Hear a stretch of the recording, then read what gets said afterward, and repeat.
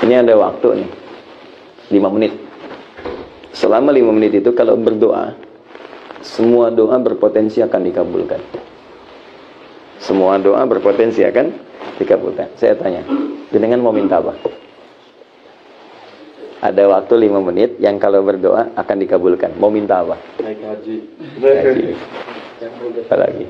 Minta meninggal dalam keadaan Islam. Meninggal dalam keadaan Islam. 150. Tuh. Minta jodoh. Ya, semua diminta kan? Semua diminta kan? Pujuk dia baik-baik. Nah, Allah ajarkan satu kalimat yang kalau disebutkan semua yang kita butuhkan dikasih. Satu kalimat aja. Kalau kita bacakan itu semua diberikan. Ya. Minta ini, minta ini, minta ini. Aku ajarkan satu kalimat kata Allah. Anda bacakan itu, semua yang dibutuhkan diberikan seketika. Apa itu?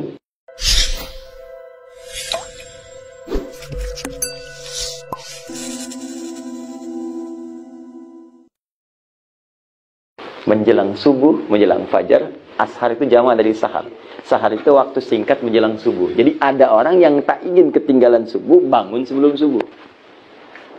Sambil nunggu subuh, dia tahajud.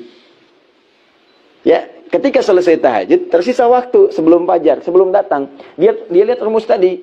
Perhatikan rumusnya. Ya Allah kan sampaikan, waktu fajar itu semua bacaan didengar oleh Allah. Karena itu ada orang nggak ingin ketinggalan, dia bangun sebelum fajar. Dan ada hadis qudsi di situ. Ada hadis qudsi.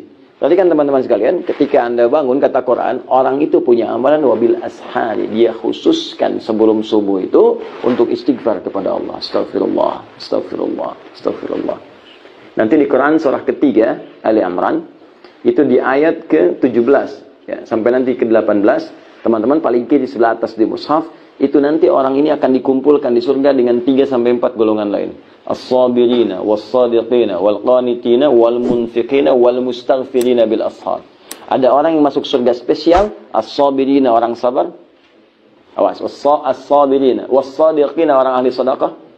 Kemudian wal qanitina orang yang salatnya khusyuk, wal munfiqina orang ahli infak, 5 wal mustaghfirina bil ashar orang yang rajin istighfar sebelum subuh. Saya tanya pada teman-teman gini cara memahaminya. Ini ada waktu nih 5 menit. Selama 5 menit itu kalau berdoa, semua doa berpotensi akan dikabulkan. Semua doa berpotensi akan dikabulkan. Saya tanya, jenengan mau minta apa? Ada waktu 5 menit yang kalau berdoa akan dikabulkan. Mau minta apa? Naik haji. Haji. Apa lagi? Minta meninggal dalam keadaan Islam. Meninggal dalam keadaan Islam. 150. Tuh. Minta jodoh. Ya, semua diminta kan? Semua diminta kan? Pujuk dia baik-baik. Nah, Allah ajarkan satu kalimat yang kalau disebutkan semua yang kita butuhkan dikasih. Satu kalimat aja. Kalau kita bacakan itu, semua diberikan. Ya. Minta ini, minta ini, minta ini. Aku ajarkan satu kalimat kata Allah. Anda bacakan itu, semua yang dibutuhkan diberikan seketika. Apa itu? Istighfar. Istighfar. Istighfar itu cara paling cepat untuk mengabulkan doa. Makanya sebelum berdoa kita selalu diajarkan lagi untuk istighfar. Coba selesai sholat kan istighfar kan? Astagfirullah, astagfirullah, astagfirullah. Ya? La ilaha illa huwal hayyul qayyum tubu ilaih. La ilaha illallah wa la syarika lahu alhamdulillah wa ala kulli syai'in qadir. Minallahu anta salam dan seterusnya. Kenapa dibuka dengan istighfar? Karena nanti setelah itu dan kalimat thayyibah ada doa di ujungnya. Nabi mengajarkan doa. Dibuka dengan istighfar turun. Makanya orang yang rajin istighfar, istighfar dalam setiap kesempatan, modul astagfirullah, astagfirullah. Nggak hanya setiap sholat. Itu berpeluang doanya dikabulkan bahkan sebelum dia minta. Saya pernah kisahkan di beberapa tempat kisah tentang pembuat roti. Pernah dengar nggak? Saya kisahkan ini. Jadi Imam Ahmad bin Hanbal, pernah dengar Ahmad bin Hanbal? Imam Ahmad ini muridnya Imam Syafi'i. Imam Syafi'i itu sebetulnya namanya Muhammad, punya bapak namanya Idris. Muhammad bin Idris, ya. Kakek ketiganya, buyut ketiga itu namanya Asy-Syafi'i. Muhammad bin Idris bin Al-Abbas, ya, bin As-Sa'ib. Kemudian ke atasnya ada Syafi'i. Syafi'i ini yang galangan sahabat yang di masa perjumpaan dengan Rasulullah SAW. Maka bertabaruk dengan nama kakek ketiganya disebut Syafi'i. ya lahir tahun 150 Hijrah, punya murid yang lahir tahun 164 Hijrah, namanya Ahmad bin Hanbal. Imam Ahmad ini soleh, hafal Quran, hafal hadis, banyak hafal hadis. Satu ketika, beliau tiba-tiba pengen main tuh ke Mesir. Datanglah kemudian ke satu tempat. Ketika sampai di satu tempat, ke masjid istirahat karena capek. Masuk masjid lah seperti ini. Itu imam besar. Cuma kak zaman dulu, mohon maaf ya, kan belum ada seperti ini, ada handphone, ada media sosial, ya bisa selfie, pasang status kan. Nah, jadi orang tahu Imam Ahmad tapi nggak pernah lihat mukanya seperti apa. Kalau sekarang kan tahu muka nggak tahu nama kan, banyak gitu kan. Baik, sekarang Imam Ahmad dulu begitu, terkenal di mana-mana. Imam Ahmad, cuman nggak pernah lihat wajahnya. Tiba-tiba datang ke masjid, tiduran, istirahat, diusir oleh marbot masjid. Saya besar, ulama besar diusir oleh marbot masjid. Jangan tiduran di sini, keluar katanya. Oh, Imam Ahmad tahu fikih, tapi nggak bilang saya Ahmad, tidak. Dia hanya katakan saya mau istirahat, jalan. Barah katanya, barah itu lebih kasar. Jadi kalau sudah barah itu kasar namanya. Kemudian keluar beliau, tiduran di luar. Dikejar juga, suruh keluar. Ruah, kata ruah. Ruah itu lebih kasar lagi. Lebih paling kasar, ruah. Dari kata ruah. Keluar dengan roh-rohnya sekalian. Jangan sampai engkau keluar, rohnya masih di sini. Keluar sekalian dengan rohnya. Jadi Imam Ahmad pergi. Begitu pergi jalan, kemudian di pertengahan, dipanggil tukang roti. Lihat kayaknya lelah gitu. Kata beliau, Syekh, tahan dulu nih, datang sini, istirahat. Tukang roti pun nggak tahu kalau itu Imam Ahmad.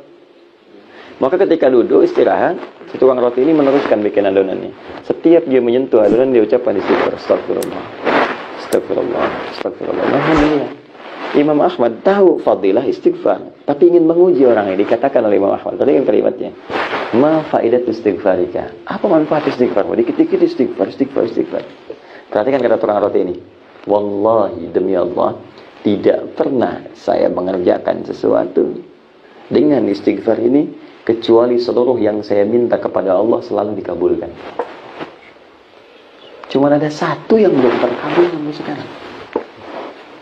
Apa itu kata Imam Ahmad?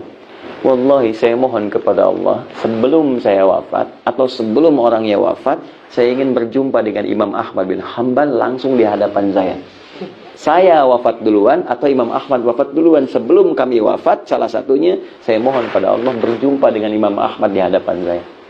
Kata Imam Ahmad, Allahu Akbar, karena istighfar kamu ini saya tiba-tiba pengen ke sini. Karena istighfar kamu ini tiba-tiba saya masuk masjid, dikeluarin dari masjid. Padahal itu rumah Allah, dikeluarin dari situ. Karena istighfar kamu saya diemperan, disuruh pergi sama roh-rohnya sampai berjumpa dengan kau karena istighfar.